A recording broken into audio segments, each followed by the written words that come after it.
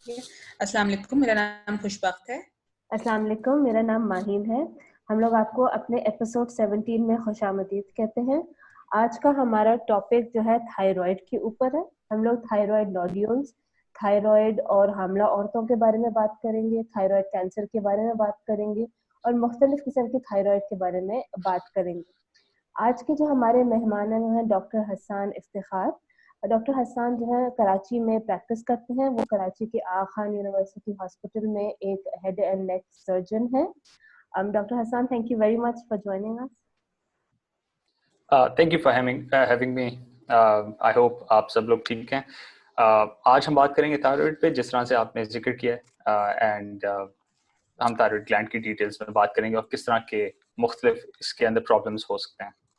चलिए, तो फिर आप ये करें, ये बताते हुए कि थायराइड होता क्या है। एक हार्मोन है, एक ग्लैंड है, क्या चीज है? राइट, सो थायराइड पर से अगर आप बात करें तो थायराइड एक हार्मोन का नाम है, thyroid hormone. Thyroid hormone thyroid gland के अंदर से सिक्रीट होता है। अब ये ग्लैंड होता कहाँ पे? ये ग्लैंड हमारी गर्दन में होता है, एंटीरियरली प्लेस्ड होता है। ये सांस की नाली के आगे पड़ा होता है। इसके दो हिस्से होते हैं, एक दाएं तरफ होता है, एक बाएं तरफ होता है, और बीच में एक छोटा सा टिश्यू होता है जो इन दोनों को कनेक्ट करता है। सो इसको हम थायराइड ग्लैंड कहते हैं, गर्दन में होती है और ये थायराइड हार्मोन रिलीज करता है। अच्छा, तो थायराइड का जब लोग कहते हैं ना हमें थायराइड की बीमारी है या हमें थायराइड हो गया है, तो इसका मतलब क्या होता है कि इस ग्लैंड में क्या ऐसा मसला होता है? राइट, सो ब्रॉडली स्पीकिंग थायराइड ग्लैंड के दो बड़े मसले हो सकते हैं। या तो उसकी फंक्शन का मसला हो सकता है या उसके फॉर्म का मसला हो सकता है। फंक्शन का मतलब ये होता है कि या तो थायराइड ग्लैंड ज्यादा हार्मोन प्रोड्यूस कर रहा है, और हम आगे जाके उस बारे में और डिटेल में बात करेंगे, या वो थायराइड हार्मोन कम प्रोड्यूस कर रहा है। दूसरा ब्रॉडली जो इसका मसला होता है वो कैंसर से रिलेटेड होता है, फॉर्म से रिलेटेड होता है। थायराइड ग्लैंड के अंदर एक छोटा सा नोड्यूल सब बन जाता है, जो बेनाइन भी हो सकता है, जिसका मतलब है कि उसके अंदर कोई कैंसर की अलामत नहीं है, या उसके अंदर कैंसर के अलामत भी हो सकते हैं। तो जब लोग ये कहते हैं कि जी हमें थायराइड हो गया है या थायराइड का मसला हो गया है, अमूमन वो इस चीज की तरफ इशारा कर रहे होते हैं कि या तो उनका थायराइड ज्यादा हार्मोन प्रोड्यूस कर रहा है या वो कम प्रोड्यूस कर रहा है। अच्छा, तो इसको हम लोग डिटेक्ट कैसे करते हैं कि हमारे थायराइड में ऊंच नीच आई है? राइट, सो मरीज अमूमन जो हमारे पास आते हैं, जिस प्रेजेंटेशन के साथ आते हैं, अगर तो थायराइड हार्मोन के दो बड़े मसले हो सकते हैं। या तो थायराइड हार्मोन की इंलार्जमेंट हो जाती है, थायराइड ग्लैंड की इंलार्जमेंट हो जाती है, जिसका मतलब ये है कि थायराइड ग्लैंड बड़ा हो जाता है। तो मरीज हमारे पास आता है इस कंप्लेंट के साथ, इस शिकायत के साथ कि गर्दन के अंदर एक स्वेलिंग है। उस स्वेलिंग की एग्जामिनेशन के बाद, अल्ट्रासाउंड के बाद और थायराइड हार्मोन के टेस्ट के बाद हम ये बता सकते हैं कि थायराइड ग्लैंड का ही ये मसला है कि या कोई और स्वेलिंग है। दूसरी जो जिस प्रेजेंटेशन के साथ और जिस शिकायत के साथ मरीज हमारे पास आते हैं, वो थायराइड हार्मोन से रिलेटेड होता है।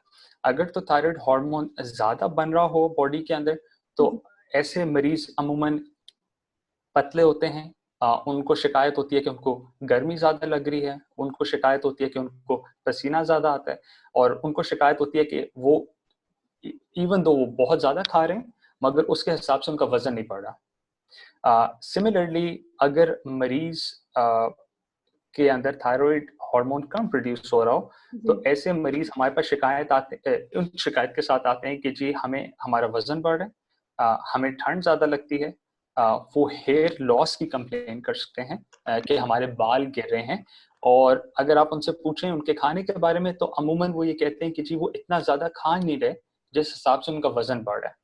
ऐसे मरीजों के अंदर अगेन अगर आप इनका थायराइड हार्मोन प्रोफाइल कराएंगे, तो यू वुड सी कि इनके अंदर थायराइड हार्मोन कम बन रहा है। ठीक है। सो डॉक्टर हसन, जैसे आप कह रहे हैं कि थायराइड लेवल ऊपर है या नीचे है, ज्यादा है या कम है, तो इसमें क्या मेडिकल टर्मिनोलॉजीज को किसी किस्म की, मतलब कोई ऐसी टर्मिनोलॉजी जो उसको डिफाइन करती हो? तो जैसे Absolutely.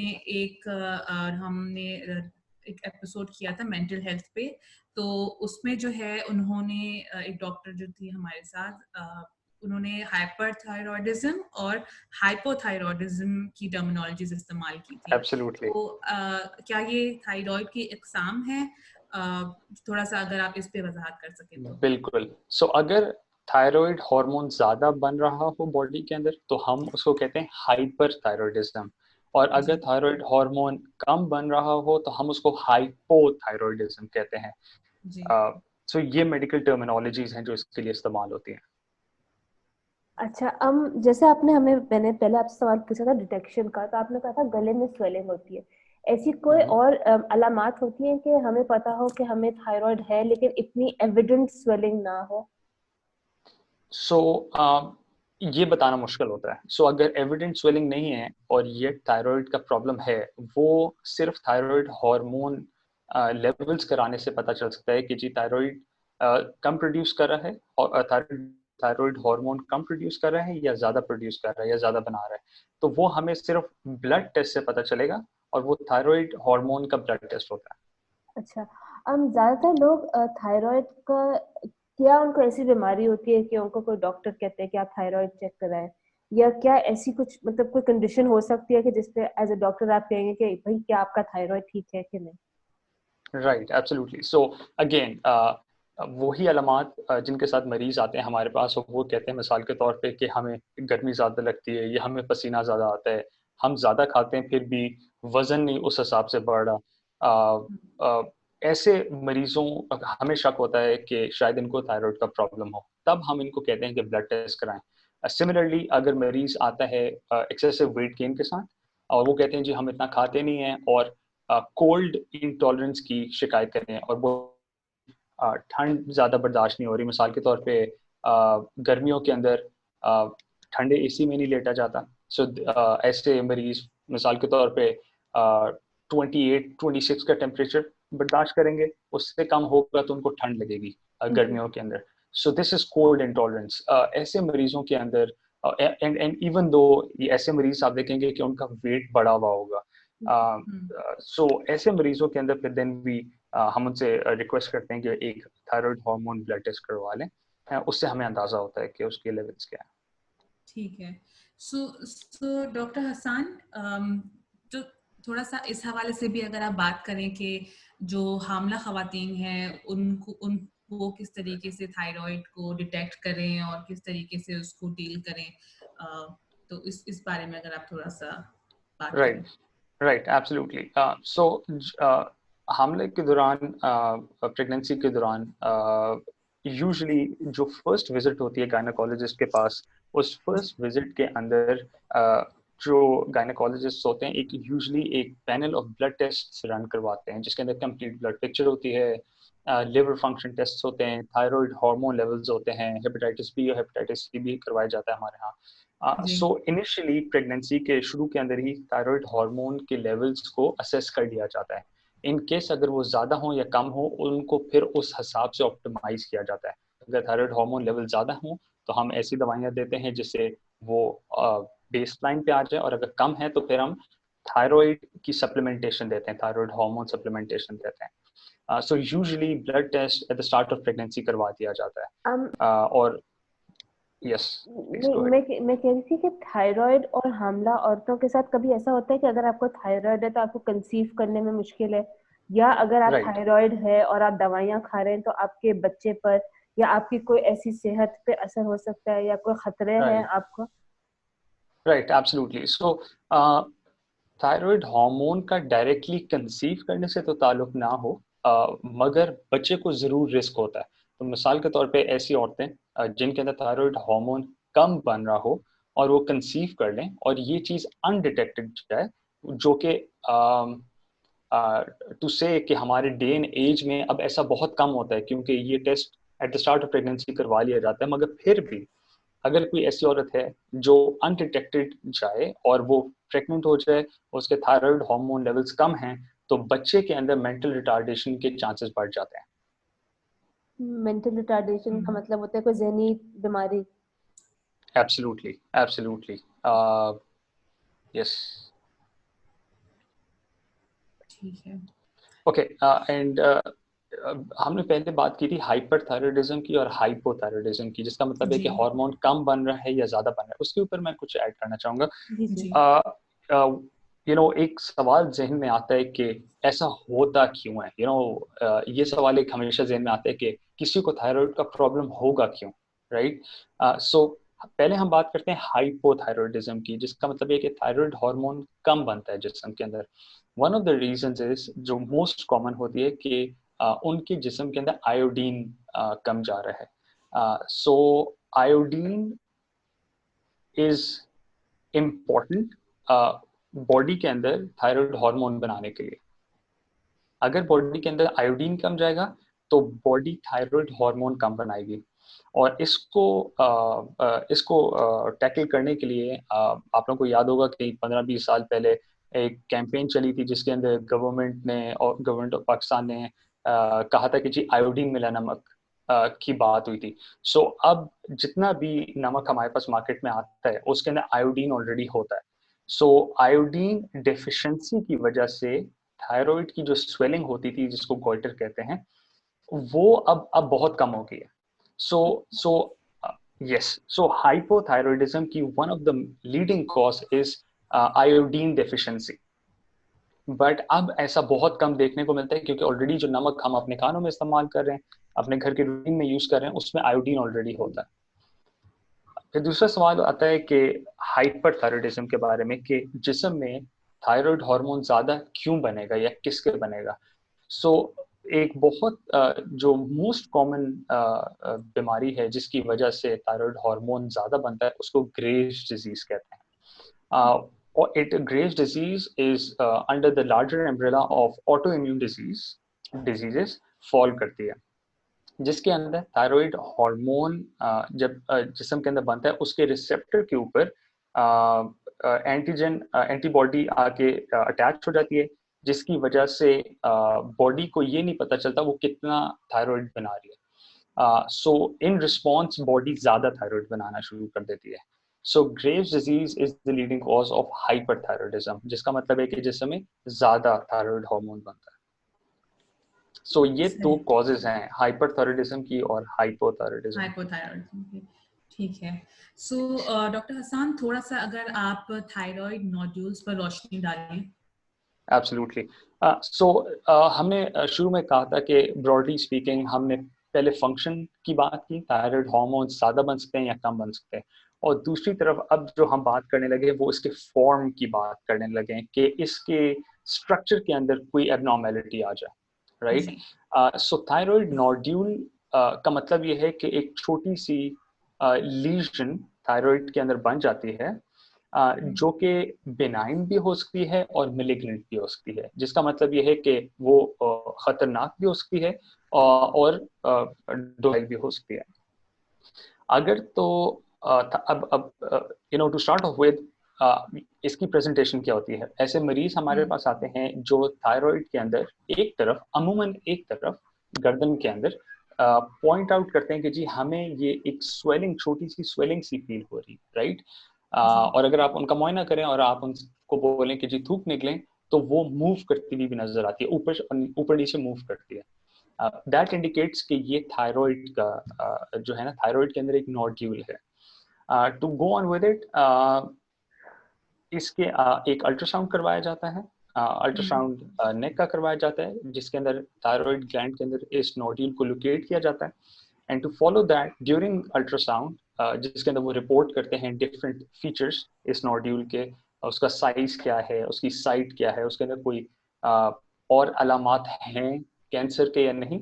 इसके साथ साथ वो एक नीडल लेके पतली सी, उसके अंदर से कुछ सेल्स भी एक्सट्रैक्ट कर लेते हैं। उन सेल्स को जब, इसको कहते हैं fine needle aspiration cytology, FNAC। इन सेल्स को जब आप माइक्रोस्कोप के नीचे हिस्टोपैथोलॉजिस्ट देखते हैं, तो वो ये देख के हमें बता सकते हैं कि क्या इसके अंदर कोई कैंसर नुमा सेल्स हैं या नहीं है। अगर तो वो कहते हैं कि जी इसके अंदर कोई कैंसर नुमा सेल्स नहीं है, फिर तो ऐसे मरीजों को हम कहते हैं कि आप हमें फॉलो पे हमें दिखाते रहें, जिसका मतलब ये कि हर 6 महीने के लिए अगले 2 से 3 दफा आप अल्ट्रासाउंड कराते रहें, जिसके अंदर हमें ये पता चलता है कि इसका साइज बढ़ रहा है या उतना ही है। अगर तो साइज बढ़ रहा हो तो हम फिर से FNAC करते हैं देखने के लिए कि उसके अंदर कोई चेंजेस आए कि नहीं, अदरवाइज हम उसको फॉलो करते हैं। ये परेशानी की बात नहीं है। अगर इस नोड्यूल का जो छोटी स्वेलिंग है थायराइड ग्लैंड के अंदर, अगर आप उसका FNAC करें और हिस्टोपैथोलॉजिस्ट हमें कहते हैं कि जी इसके अंदर हमें कैंसरनुमा सेल्स नजर आए हैं, तो तब हम थायराइड की सर्जरी की बात करते हैं जिसको थायराइडेक्टमी कहते हैं। सो वो थायराइड कैंसर है। So this is about thyroid nodules. सही। अच्छा, जैसे अभी you touched upon thyroid cancer, तो हमें ये बताएं कि थायराइड कैंसर पाकिस्तान में कितना कॉमन है और इसकी ग्रेविटी ऑफ सिचुएशन जो है, हाउ ग्रेव इज इट? ये क्या कॉमन है, प्रिवेंटेबल है, क्या ये जानलेवा हो सकती है? ओके, तो टू स्टार्ट ऑफ विद, मेरे लिए ये कमेंट करना बहुत मुश्किल है कि पाकिस्तान में एग्जैक्टली इसकी प्रेवलेंस क्या है और ये कितना प्रेजेंट है। इसकी वजह ये है कि हमारे पास अनफॉर्चुनेटली पाकिस्तान के अंदर थायराइड कैंसर रजिस्ट्री नहीं है। सो डिफरेंट हॉस्पिटल्स जिनके पास पेशेंट्स प्रेजेंट करते हैं उनके पास अपने डेटा तो हैं, मगर हमारे पास एक सेंट्रल बॉडी नहीं है जिसके अंदर ये सारे का सारा डेटा जाता है और हमें अपने नेशनल फिगर्स पता हों। सो उस हवाले से नंबर्स बताना तो मुश्किल है। हाउएवर इसकी हम इन ए ब्रॉडली स्पीकिंग थायराइड नोड्यूल्स और थायराइड कैंसर के बारे में अगर हम बात करें तो थायराइड नोड्यूल्स इतने प्रेवलेंट हैं ओवरऑल ग्लोबली पूरी दुनिया में कि अगर हर बंदे अगर 100 लोगों की गर्दन का अल्ट्रासाउंड किया जाए उसमें से दे से from 60 to 70% which is 2/3 of all the people, दो तिहाई हिस्से दो तिहाई लोगों के थायराइड के अंदर एक नोड्यूल डिटेक्ट होगा। अब उसकी वजह ये भी है कि हमारे पास हाई फ्रीक्वेंसी अल्ट्रासाउंड आ गए हैं, बेहतर अल्ट्रासाउंड आ गए हैं जो छोटे से छोटा नोड्यूल जो 0.5 सेंटीमीटर का भी है उसको भी डिटेक्ट कर लेते हैं। इन 2/3 लोगों में से 1/3 ऐसे होते हैं जिनके अंदर ये जो थायराइड नोड्यूल है ये कैंसरस होता है। सो ग्लोबली इसका दिस इज द जर्नल, इसका जो द जर्नल नंबर्स इसके ये हैं। थायराइड कैंसर की अगेन फिर मुख्तलिफ किस्में हैं। ब्रॉडली स्पीकिंग इसकी दो टाइप्स हैं। एक वेल डिफरेंशिएटेड थायराइड कैंसर्स होते हैं और एक अनडिफरेंशिएटेड थायराइड कैंसर्स होते हैं। वेल डिफरेंशिएटेड थायराइड कैंसर्स वो होते हैं, दो किस्में हैं ब्रॉडली, पेपिलरी थायराइड कैंसर और फॉलिकुलर थायराइड कैंसर। ये वो किस्में हैं जिनका ओवरऑल प्रोग्नोसिस बहुत अच्छा है, ओवरऑल सर्वाइवल रेट बहुत अच्छा है। और उसकी एक वजह ये भी है कि जब इनकी सर्जरी कर दी जाए और थायराइड ग्लैंड निकाल दिया जाए तो इनको रेडियो आयोडीन अगर दें बॉडी के अंदर तो कहीं पे भी अगर कैंसर सेल्स हैं तो वो उसको जला देता है। जो दूसरी ब्रॉड किस्म है अनडिफरेंशिएटेड थायराइड कैंसर की, उसके अंदर मेडुलरी थायराइड कैंसर आता है और एनाप्लास्टिक आता है। रिलेटिवली इनकी प्रोग्नोसिस इतनी अच्छी नहीं है। उसकी अगेन ये वजह है कि ये आयोडीन एविड कैंसर्स नहीं है, जिसका मतलब ये है कि they don't take up iodine. और अगर आयोडीन नहीं लेते तो हम जो रेडियो आइसोटोप लेबल्ड आयोडीन होते हैं हम ये उनको नहीं दे सकते। इन दो कैंसर्स में से मेडुलरी और एनाप्लास्टिक में से जो मेडुलरी कैंसर है it can also be familial. So half of the people, आधे लोग जिनको मेडुलरी थायराइड कैंसर होता है उनकी फैमिलीज में भी रन कर सकता है। सो थायराइड कैंसर्स में सिर्फ एक ऐसा कैंसर है जो फैमिलीज में रन कर सकता है, वो मेडुलरी थायराइड कैंसर है। और उसका प्रोटोकॉल ये है कि अगर एक मरीज का डायग्नोज हो जाए मेडुलरी थायराइड कैंसर तो उसकी पूरी फैमिली को स्क्रीन किया जाता है for the presence of medullary thyroid cancer और उनको अंडर सर्विलेंस रखा जाता है for the possible development of medullary thyroid cancer. जी, आपने जैसे बात की, वेरी इंफॉर्मेटिव, कि आपने पूरे thyroid cancer, thyroid nodules and you touched upon कि आयोडीन। तो आप एक बताएं कि जनरली क्योंकि हमारी सोसाइटी में बहुत सी बीमारियां हैं और क्योंकि हेल्थ केयर सिस्टम जो है बहुत ही फ्रेजाइल है और लोगों के पास इतने वसाइल नहीं होते कि वो अपनी हेल्थ में जो है इन्वेस्ट कर सकें, तो आप एक ऐसा कोई बता सकते हैं कि कोई ऐसी लाइफस्टाइल है कि हम आम लोग जो है ऐसी अडॉप्ट करें जिसकी वजह से थायराइड ना हो, या थायराइड की कमी हो, मतलब इन द सेंस के chances of getting thyroid is less? Absolutely. So ज़रूरी ये है, थायराइड ग्लैंड की अमूमन स्वेलिंग और बहुत कॉमन रीज़न हमारे रीजन में अभी तक ये है, all of us, Pakistan, India, Bangladesh, Nepal, Sri Lanka, all around us, कि यहाँ पे अभी भी ऐसे लोग होंगे जिन तक आयोडीन मिला नमक नहीं पहुंच रहा। तो अगर उनकी डाइट में आयोडीन कम है तो अमूमन ऐसे लोगों की थायराइड स्वेलिंग हो जाती है, थायराइड के प्रॉब्लम्स हो जाते हैं। बाकी जितने भी टाइप, ये प्रिवेंटेबल कॉज है थायराइड की प्रॉब्लम की। इसके अलावा थायराइड कैंसर की को प्रिवेंट करने का क्या तरीका है, it's debatable, there is no, इसके बारे में इस पे ज्यादा नहीं कुछ कहा जा सकता या किया जा सकता for that matter.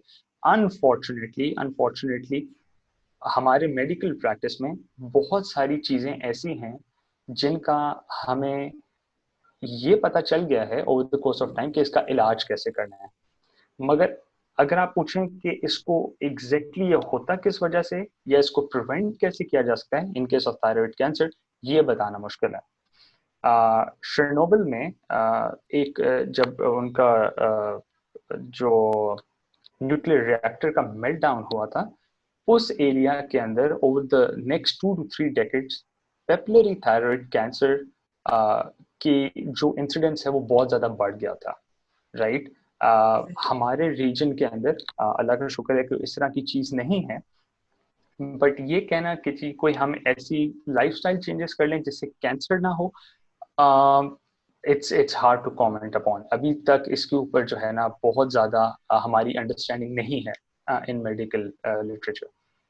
However hypothyroidism को प्रिवेंट करने के लिए या थायराइड की स्वेलिंग को प्रिवेंट करने के लिए आयोडीन का इस्तेमाल, आयोडीन मिला नमक का इस्तेमाल से ये प्रिवेंट किया जा सकता है। सही। तो इसी के साथ हम अपने एपिसोड के इख्तिताम पर आ पहुंचे हैं। आपका बहुत बहुत शुक्रिया डॉक्टर हसन, अपना कीमती वक्त निकाल के हमारे साथ इतने अहम मौजू पर गुफ्तगू करने के लिए। आई एम श्योर काफी लोग जो है इस पॉडकास्ट से बेनिफिट करेंगे और उनको उनकी जानकारी में जरूर इजाफा होगा। बहुत शुक्रिया, thank you so much for inviting me. बहुत शुक्रिया आपका। बिफोर यू लीव, आप कोई ऐसा टेक अवे मैसेज देना चाहते हैं हमारे सारे लिसनर्स के लिए? मोर देन एनीथिंग, एक चीज का मैं हमेशा एक चीज का मैं बहुत ज्यादा लोगों को इंसिस्ट करता हूँ। देखिए, कैंसर लाइलाज नहीं है। कैंसर अगर वक्त पे डायग्नोज हो जाए, लाइक एवरी अदर डिजीज, हर बीमारी की तरह अगर वक्त पे डायग्नोज हो जाए तो उसका इलाज है, ठीक है जी। सो कैंसर पर से लाइलाज नहीं है, इट्स जस्ट दैट के उसका वक्त के ऊपर डायग्नोसिस हो जाए। तो माय मैसेज वुड बी कि अगर मिसाल के तौर पे अगर आपको ना सिर्फ थायराइड, कोई भी जिस्म के अंदर कोई ऐसी चीज महसूस हो रही हो जो आपको लगता हो कि नॉर्मल नहीं है या पहले तक आपको ना महसूस हुई हो, तो instead of waiting on it, बेहतर है कि आप आके उसका मुआयना करवा लें। एक टेस्ट हो जाएगा, एक अल्ट्रासाउंड ही हो जाएगा, बट एटलीस्ट ये पता चल जाएगा कि जी कोई बीमारी है या नहीं है। सो एक अंग्रेजी की there is a saying, a stitch in time saves nine. तो वो जो है ना इधर बहुत ज़्यादा फिट होती है। मेडिसिन में एज अ होल हमारे पास मरीज आते हैं, अमूमन उनकी बीमारियां बहुत ज़्यादा बढ़ चुकी होती हैं। सो वक्त पे एक तशखीस हो जाना और वक्त पे इलाज हो जाना बीमारी को जो है ना बीमारी को बढ़ने से बचा लेता है। बिल्कुल, आपने बिल्कुल ठीक बात कही कि वक्त पे जो है हम लोग को एक्शन लेना चाहिए और अपनी सेहत में इन्वेस्ट करना चाहिए। आपका बहुत बहुत शुक्रिया। बहुत शुक्रिया। थैंक यू सो मच, बहुत शुक्रिया आपका।